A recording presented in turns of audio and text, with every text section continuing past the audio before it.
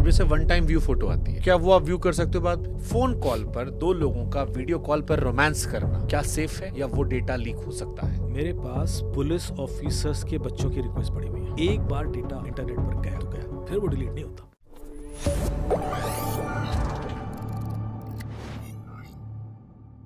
अब जैसे one time view photo आती है, वो प्राइवेट फोटोज के लिए होता है कि जो फोटो जो आप एक ही बार दिखाना चाहते हैं आप दोबारा नहीं चाहते दिखाना, क्या वो आप व्यू कर सकते हो बाद में? नहीं, नॉर्मली तो नहीं। यदि वो डिलीट हो गया, वो टेम्परेरी मेमोरी के थ्रू फ्लश हो जाती है। बट जैसे बहुत सारे लोग सोशल मीडिया दिखाते रहते हैं कि वो फाइल में जाके निकाल लेते हैं one time view, is it possible? देखिए, सोशल मीडिया पर तो बहुत सारी चीज़ें ऐसी भी दिखाई जाती हैं कि आप यहाँ नंबर डालिए, सामने वाले का कॉल डेटा रिकॉर्ड दे देंगे। वो सब ट्रैप है, वो आपको हैक करने के तरीके हैं, क्योंकि आप उस प्रोसेस में आगे जाके कुछ भी इंस्टॉल कर लेते हो अपने फ़ोन में, और जो इंस्टॉल करते हो वो वायरस होता है। एक सवाल नए बच्चों को लेके, नए बच्चे जो होते हैं आजकल रोमांस फोन पे होता है, लॉन्ग डिस्टेंस रिलेशनशिप में सारा रोमांस फोन पे है, वीडियो कॉल कर लिए उसी माशकी चल रही है।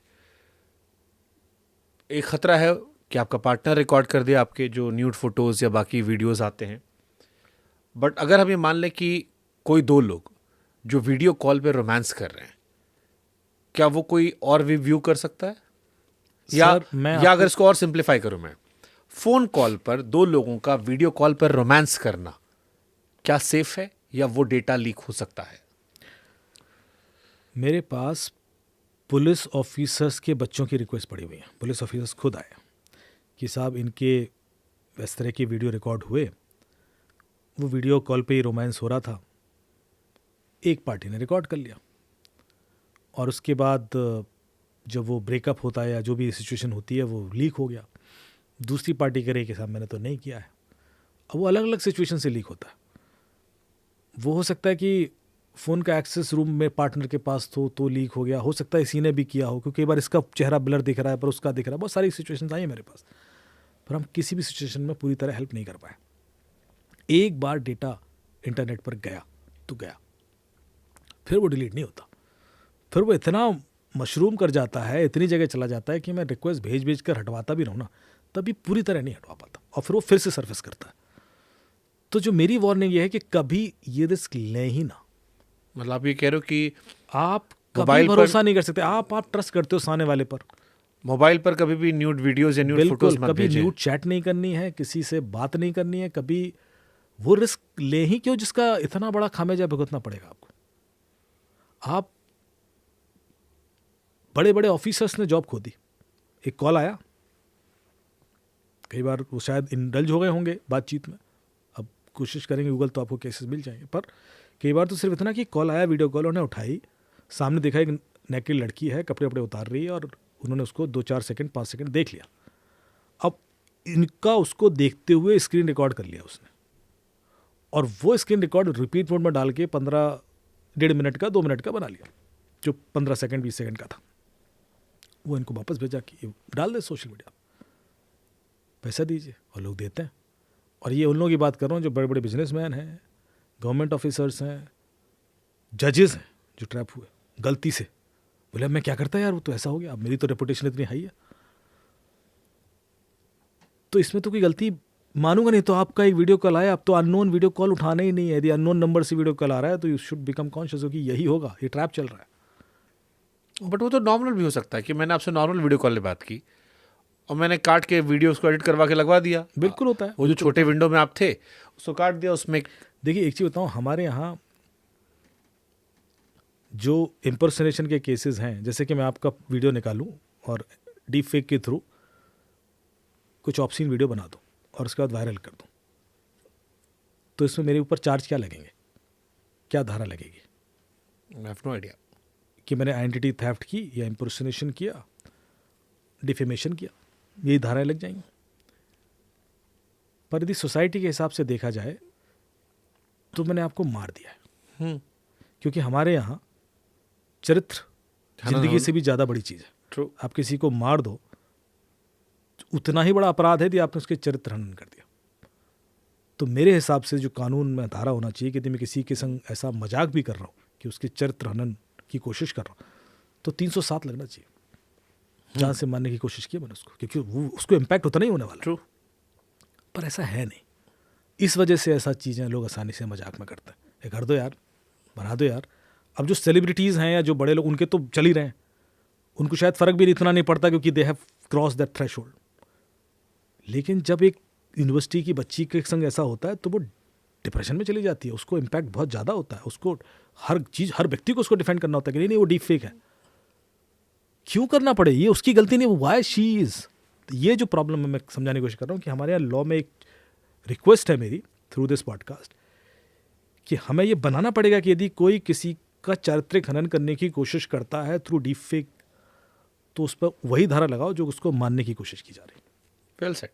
बट जो मेरा क्वेश्चन था फिर वो ये था कि दो लोग हैं, फ़ोन पे रोमांस कर रहे हैं, मान लीजिए कोई वीडियो रिकॉर्ड नहीं भी कर रहा है आपका उन प्राइवेट मोमेंट्स का, क्या वो डेटा जो आप वीडियो कॉल पे थे फ़ोन कॉल के दौरान वो भी कहीं स्टोर हो गया है या वो वैनिश हो जाएगा उस कॉल नहीं, के वो साथ? तो वैनिश हो जाएगा, वो तो उसी टाइम पीरियड के लिए सर्वर के थ्रू रूट हुआ था।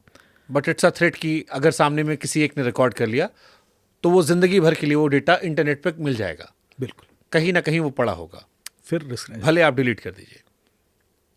अच्छा, फ़ोन में डिलीट करने से या रिसेंटली डिलीट करने के बाद डेटा पड़ा होता है?